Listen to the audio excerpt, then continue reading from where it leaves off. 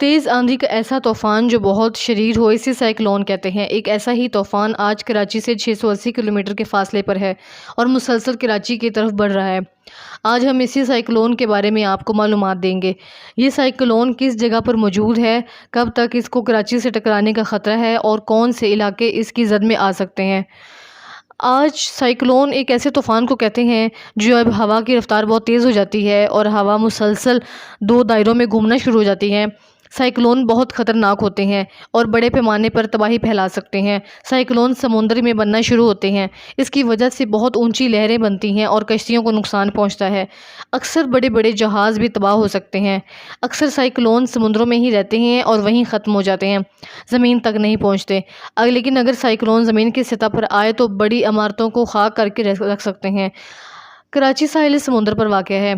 بحیرہ عرب میں کچھ دن پہلے ایک سائیکلون بننا شروع ہوا جسے وائپر جوائی کا نام دیا گیا۔ وہاں پہلے کم رفتار کی ہوا چلنا شروع ہوئی جس نے آہستہ آہستہ تیز اور شدید سائیکلون کا رخ دھار لیا۔ اب یہ خطرناک سائیکلون بن چکا ہے اور مسلسل شمال کی طرف جا رہا ہے، یعنی کہ اگر اس کا رخ نہ بدلا تو ایشیا اور پاکستان کے ساحلی علاقے اس سے متاثر ہوں گے۔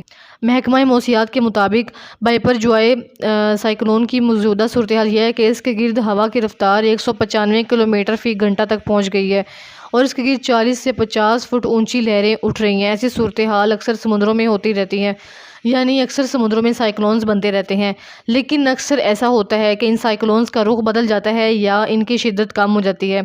لیکن پریشانی کی بات یہ ہے کہ اس سائیکلون جس کو وائپر جوائی کا نام دیا گیا ہے، اس کی شدت کم نہیں ہو رہی اور نہ ہی ہواؤں کا رخ تبدیل ہو رہا ہے۔ 6 جون کو یہ سائیکلون بنا اور تب سے مسلسل شدید ہوتا جا رہا ہے اور مسلسل شمال کی طرف بڑھتا جا رہا ہے۔ رپورٹ پیش کی گئی ہے کہ اگلے 3 دن مزید یہ سائیکلون شمال کی جانب بڑھتا رہے گا اور اگر اسی رفتار کے ساتھ یہ آگے بڑھتا رہا تو 12 سے 16 جون کے درمیان یہ سائیکلون انڈیا اور پاکستان کے ساحلوں سے ٹکرا سکتا ہے۔ اس سے انڈیا کے مہاراشٹر اور گجرات کے علاقوں کے ساتھ پاکستان کے سندھ اور بلوچستان کے کچھ علاقوں کو خطرہ ہو سکتا ہے اور ان علاقوں کو وارننگ جاری کر دی گئی ہے۔ کراچی کے ساحل پر پابندیاں لگا دی گئی ہیں، شہریوں کو ساحل پر جانے سے منع کر دیا گیا ہے اور ماہی گیروں کو بھی کھلے سمندروں میں نہ جانے کی تنقید کی گئی ہے۔ جب تک سائیکلون کے آثار ختم نہیں ہو جاتے یہ پابندیاں لگی رہیں گی۔ یہ سائیکلون فی الحال بحیرہ عرب میں ہے جہاں 50 فٹ تک لہریں بلند ہو رہی ہیں۔ اگر یہ سائیکلون کراچی تک پہنچ گیا تو اندازہ لگائیں کہ 40 سے 50 فٹ تک کی لہریں کراچی شہر سے ٹکرائیں گی اور اس سے بہت تباہی پھیل سکتی ہے۔ اس کی وجہ سے بہت سیلاب اور لینڈ سلائڈنگ کا بھی خطرہ ہے۔ اس کے علاوہ ایک بات یہ ہے کہ کراچی سطح سمندر سے نیچے واقع ہے، جس کی وجہ سے اگر پانی شہر میں داخل ہوا تو بہت نقصان ہوگا۔ اس صورتحال میں اللہ نے ہی اس شہر کو اب تک بچایا ہوا ہے۔ اس پر مزید ایک مسئلہ یہ ہے کہ کراچی میں بہت غیر منظم طریقے سے عمارتیں تعمیر کی گئی ہیں۔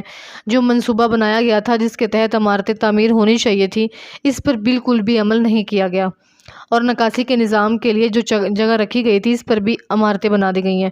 اس طرح پانی کی نکاسی کا صحیح انتظام بھی نہ ہو سکا، نالیوں کے اوپر گھر بنا دیے گئے اور آج کراچی میں عمارتوں کی صورتحال یہ ہے کہ 2 عمارتوں میں اتنا ہی فاصلہ ہے کہ ایک عمارت کی کھڑکی سے کھڑے ہو کر دوسری عمارت میں جھانکا جا سکتا ہے۔ اگر تیز بارش ہی ہو جائے تو پانی سڑکوں پر کھڑا رہتا ہے اور اس کا انتظام کرنا بھی مشکل ہو جاتا ہے۔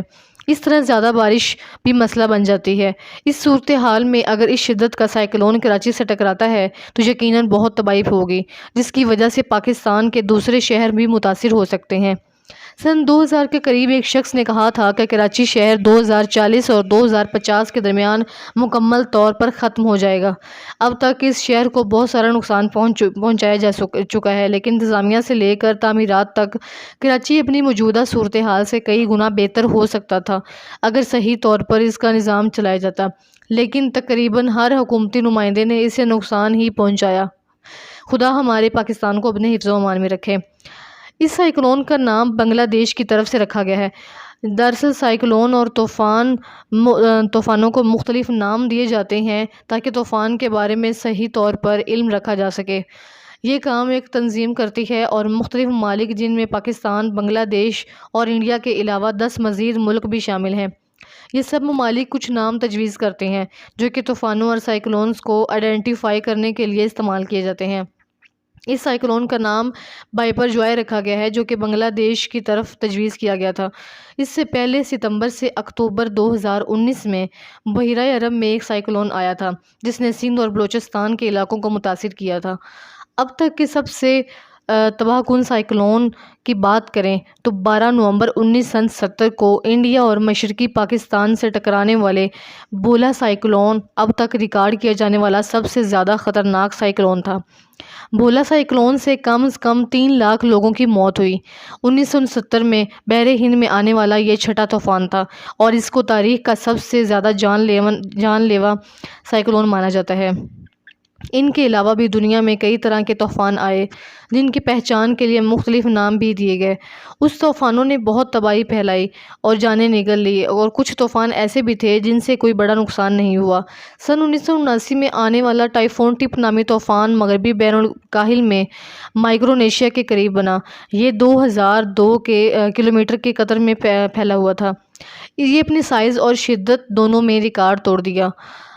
12 اکتوبر 1979 میں 305 کلومیٹر فی گھنٹہ کی رفتار سے یہ چلنے والی ہواؤں تک پہنچ گیا، لیکن جب یہ ایک ہفتے بعد جاپانی جزیرے ہونشو تک پہنچا تو اس کی ہوائیں 130 کلومیٹر فی گھنٹہ کی رفتار تک کم ہو چکی تھی۔ اس نے بہت زیادہ نقصان پہنچایا۔ جاپان میں بارشوں کے نتیجے میں 600 مٹی کے پودے گرے، 22,000 گھر تباہ ہو گئے اور 86 افراد جو ہیں وہ ہلاک ہو گئے۔ 1973 میں سپر ٹائفون نورا نامی طوفان فلپائن کے مشرق میں 1 اکتوبر میں بننا شروع ہوا۔ یہ 4 دنوں میں مسلسل بڑھتا گیا، بالآخر 298 کلومیٹر فی گھنٹہ کی رفتار تک پہنچ گیا۔ نورا 6 دن بعد فلپائن جزیرے لوزون پر پہنچا۔ جب یہ 10 اکتوبر کو جنوب مشرقی چین میں پہنچا تو یہ سب سے کم درجے کے ٹائفون پر کمزور ہو گیا تھا۔ اس کے باوجود نورا نے وہاں 18 افراد کو ہلاک کیا اور $2 ملین کا نقصان پہنچایا۔ 1975 میں بننے والا ٹائفون جو انتہائی خطرناک تھا، شکر ہے کہ وہ کبھی بھی زمین تک نہیں پہنچا اور بحر الکاہل میں ہی رہا، لیکن اس وقت یہ ریکارڈ کیا جانے والا سب سے طاقتور طوفان تھا، جس کی رفتار 297 کلومیٹر فی گھنٹہ تھی۔ یہ ریکارڈ کیا جانے والا پہلا ایسا طوفان تھا جس میں ٹرپل آئی بالز تھے، یعنی طوفان کے گرد جو چمکتے ہوئے 3 مرتکز دائرے تھے۔ 1984 میں سپر ٹائفون ونسیمیا نامی ایک طوفان اٹھا جو مغربی بحر الکاہل میں واقع امریکی علاقے گوان میں 190 کلومیٹر فی گھنٹہ کی رفتار سے ٹکرایا۔ سمندر کے اوپر منتقل ہونے کے ساتھ ساتھ ٹائفون بڑھتا چلا گیا۔ آخر کار ہوا کی رفتار 298 کلومیٹر فی گھنٹہ تک پہنچ گئی۔ اس طوفان نے $1.7 ملین کا نقصان کیا۔ 1958 کو بننے والے سپر ٹائفون آئیڈا جاپان میں بہت تباہی مچائی۔ آئیڈا 20 ستمبر کو بحر الکاہل میں تیار ہوا اور اس کی شدت 3 دن بعد 321 کلومیٹر فی گھنٹہ کی رفتار سے چلنے والی ہواؤں تک پہنچ گئی۔ اس طوفان نے جنوب مشرقی جاپان میں 2 چھوٹے گاؤں کو تباہ کر دیا۔ بارش کے نتیجے میں 9,000 مٹی کے تودے گرنے سے 888 افراد ہلاک ہو گئے۔